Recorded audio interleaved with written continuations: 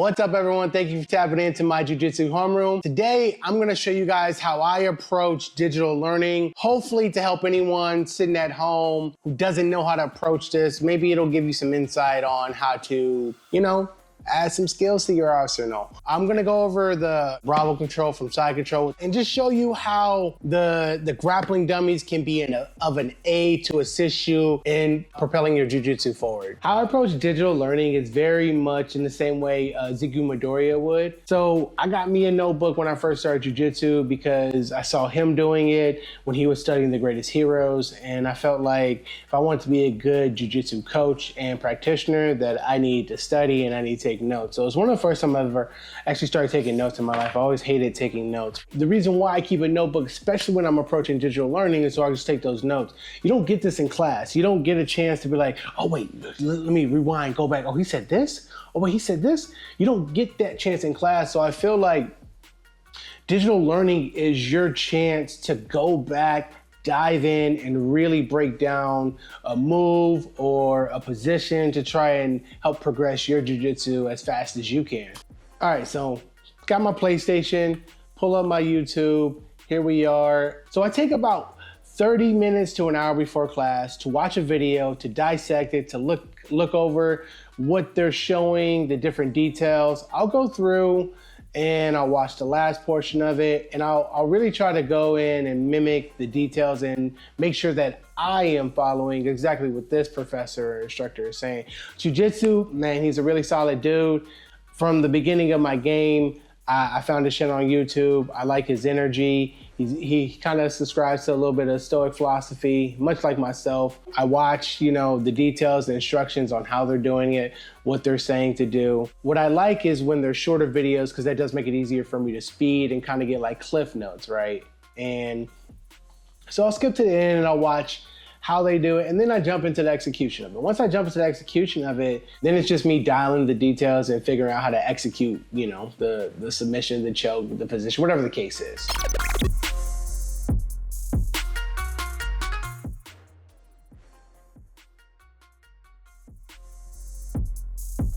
Crossface, underhook, lapel, through. Elbows tight. All right, I just got back from class. So you saw my drilling session. Class was geared towards trying to be the same thing. My only goal for class was to secure Brabo control, get the lapel out, feed it around, and get to that knee on belly position. I just wanted to get to that place to go over the things that we drill, translating it from my grappling dummy to an actual live roll with actual people. This one right here, I like this one. Oops, didn't mean to do that.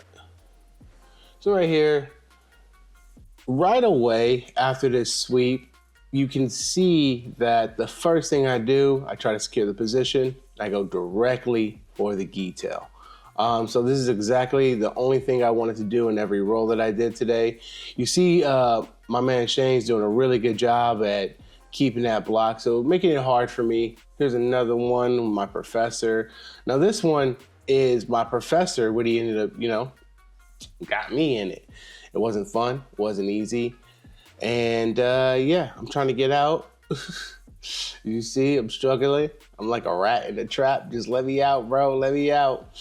And professor's really good at just wearing you down. He tried to hit me with the Kanto choke. And I was like, man, I feel like that's a distraction, but there's nothing I can do. I didn't want to turn this way. So I laid flat, and then, I think in here I turn again though. He does something that sets me up. But you see he has that Brabo control. I can't go anywhere. It's hard for me to even get positioning frame. He's blocking my hip over here and, trying to hit me with the ninja choke.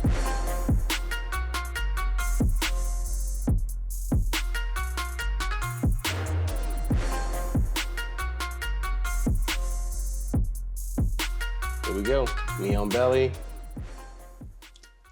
And this whole time, by the way, I don't know if you guys noticed, he still has solid control over here. My lapel, see, is his. Turn to the side, this is a wrap. Here's where he gets me.